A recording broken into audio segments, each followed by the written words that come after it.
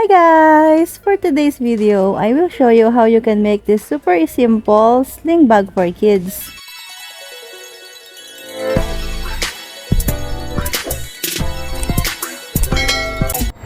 To start, we need printed fabric para sa outer layer and plain naman for the inner layer. In this one, I'm using neoprene and cotton quilted para sa inner layer. If mabibigat yung ilalagay nyo dun sa bag, I suggest to use a non-stretch na fabric. Kasi pag stretch yung fabric na gamit nyo and nalagyan nyo ng medyo mabigat, pwedeng mag-snap yung pagkatahi or matanggal. Itong velcro tape is optional lang yan. Pwede ka din gumamit ng botones. Itong ribbon, kung gusto mo lang din lagyan ng design. Before tayo mag-start sa pagtatahi, prepare lang muna lahat ng fabric para mamaya is dire-diretso ng pagtatahi. So first is yung outer layer. Fold muna natin in half yung fabric. Then do sa ilalim na part, cut lang ng 1 by 1.5 inches. Ayun yung magiging corner ng ating bag. Ganon din yung gagawin dun sa inner layer. Mag-cut lang ng 1.5 by 1.5 inches dun sa ilalim na part ng tela.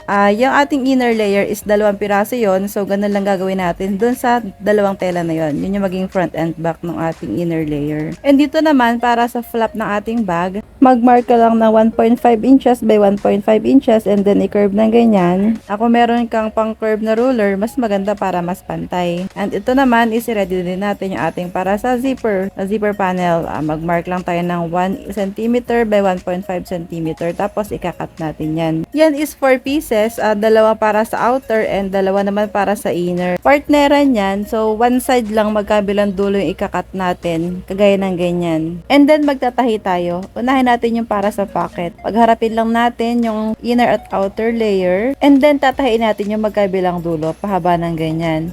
Make sure lang na sa pagtatahi, yung right side or yung may print ng malinaw ang magkaharap. And then magtatahi tayo dun sa wrong side or parang likod na part. And then cut lang natin yung excess na tela. And then baliktarin natin. Tapos top stitch natin para hindi siya nakalobo na ganyan. And then fold mo in half. At tapos mark mo lang yung gitna. Lagyan ko lang yan ng pin na ganyan para mas madaling makita. And then mag-measure tayo ngayon ng 4 cm mula dun sa taas. Para yan dun sa velcro tape. Ayan pala is itatahi mo pa yan. Wala siya yung adhesive sa likod.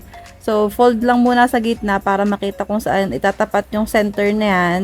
Tapos, itatahi lang natin paligid. Ayang tape na yan is yun yung dinidikitan or yung soft na part. Yan yung ilalagay natin sa ating pocket. Kung ayaw mong gumamit ng velcro tape, pwede ka namang gumamit ng botones. So instead of velcro, ilalagay mo na lang is yung botones. Measure ka lang ng 3 cm mula doon sa taas and then saka mo itatahi yung botones doon. Tapos yan naman is yung flap ng iyong bag. Pagkaharapin mo lang yung right side ng tela, and then tatahiin mo sa paligid ng ganyan lang. Tapos, ikakat mo lang yung excess na fabric and then babalitarin mo tapos top stitch. Yung flap ng bag na yan is pwede din naman kahit wala na kasi may zipper naman. Pero kung ayaw mo lagyan ng ganyan yung bag mo, hindi mo na rin kailangan lagyan ng velcro tape or ng botones yung bag kasi dyan mo ilalagay yung yung lock. So kung aalisin mo yan, dapat aalisin mo na rin yung tape or yung botones nun. Para mailagay naman yung other side ng velcro tape, fold mo in half yung tela para makuha mo yung center. Doon sa center, mag-measure ka ng 2 cm. Tapos doon mo ilalagay yung velcro tape. Tapos tatahiin mo lang paligid nun. Tapos yun. And then next naman natin yung outer layer ng bag. Iladlad lang natin yan ng ganyan. Tapos dun sa part kung saan tayo nag-cut, mag-measure tayo mula doon ng 1 cm on both side. Ayan yung magiging allowance para sa ating pocket. Tapos tatahiin lang natin yung magkabilang tagilidan ng pocket and then sa ilalim na part, kagaya ng ganyan. Tatahiin mo lang yan. And then make sure na nakalak yung beginning and end ng tahi natin. Then putulin lang yung sobrang sinulid. Tapos kukunin natin yung center ng bag natin. Tapos tatahiin natin yan para maging dalawa yung bulsa. And then next naman natin gagawin is dun sa kabilang dulo ng tela na yan. Mag-measure lang tayo sa pinakang dulo. Measure tayo ng 5 cm. I-mark lang natin yan. Tapos kunin din natin yung center ng tela na yan para alam natin kung saan yung pinakang gitna. Tapos dyan natin ilalagay yung flap or yung cover ng ating bag. And then yung sa flap naman para malaman natin kung saan nakapwesto yung gitna nyan, i-fold natin sa half. Tapos kunin natin yung pinaka-center ng flap ng bag. Tapos itapat natin doon sa minarkahan natin na center.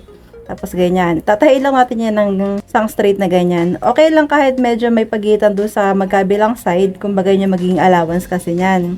Tapos, ayan, ibabaliktad lang natin yan. Tupin natin pataas, kumbaga, taas ganyan lang siya, bago natin lalagyan siya ng top stitch.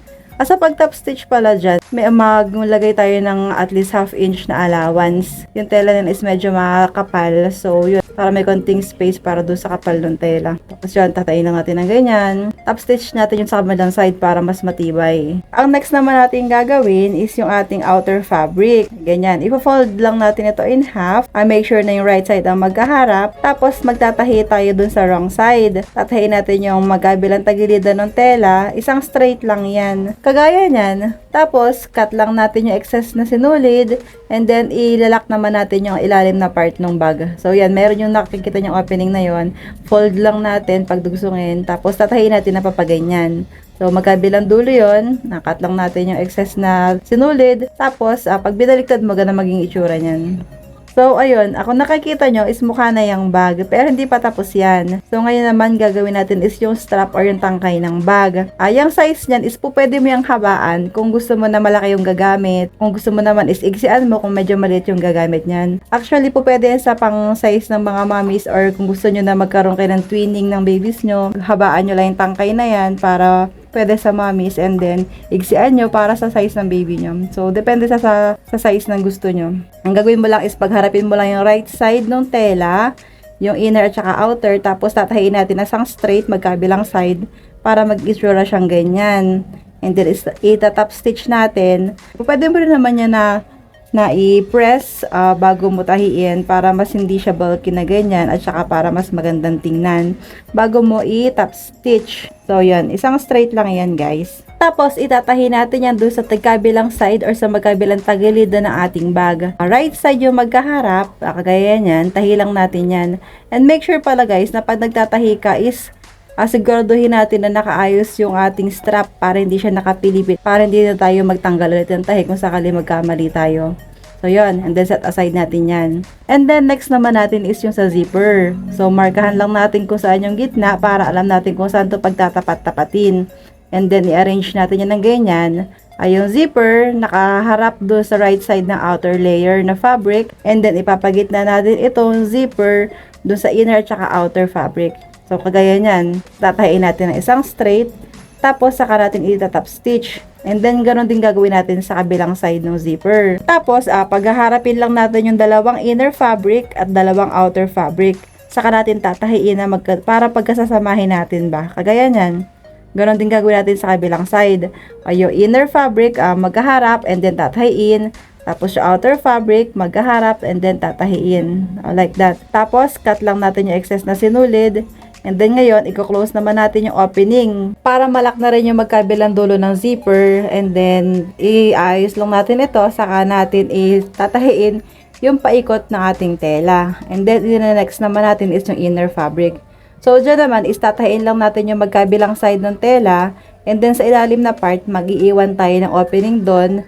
Yung size ng opening is yung make sure na magkakasya yung ating bag pag binaligtad natin. Kasi doon natin papadaanan yung ating bag. And tapos, ilalagay natin ngayon yung zipper. So, sa paglalagay ng zipper, make sure na yung magkabilang dulo is nakakonekta doon sa magkabilang side din ng bag. So, kagaya nyan. And then, tatahiin natin ito ng paikot. Pagkatapos, cut lang natin yung excess na fabric at excess na sinulid. And then, ito palang part na to is nakalimutan ko kanina. So, ang gagawin mo lang is tatahiin mo yung ilalim na part ng bag. Ayan, ganyan. Pagdudugsuin mo lang para wala na tong opening, para ma-close na yan. And then, buksan mo lang yung zipper. Tapos, ipapasok natin ngayon dyan yung outer layer ng bag. So, bago natin ito tahiin, make sure na yung magkabilang side ng bag is nakatapat din sa mismong magkabilang side ng inner fabric na yan. So, yan. Pag binuksan mo yan, pagkatapos tahiin, ganyan maging itsura niyan. And then, ang gagawin mo para maging maayos yan, kunin mo lang or turn it inside out. Tapos, huwag mong kalimutang ilaki yung opening. And then, pagkabaligtad, pwede mo i-top stitch siya sa may zipper na yan. And then, ito namang part na to is optional, yung paglalagay ng ribbon. So, kung gusto mo lagyan ng ribbon, pagdugsuin mo lamang yung mga tela na yan, tatahiin mo siya ng ganyan. Itong ribbon to is two-toned, so kaya maliit yung isa. And then, pag dugsuin mo yung magkabilang dulo, ganyan. Baliktarin mo lang, pwede mo tong planchahin para ma-flat and then gagawin mo na tong ribbon. Tapos po pwede mo yung ilagay doon sa part kung saan ka nagtahi. So para hindi lang makita yung pinagtahian mo doon. Ganun lang kadali yan guys. Thank you for watching and sana may natutunan kayo. God bless you. Have a great day.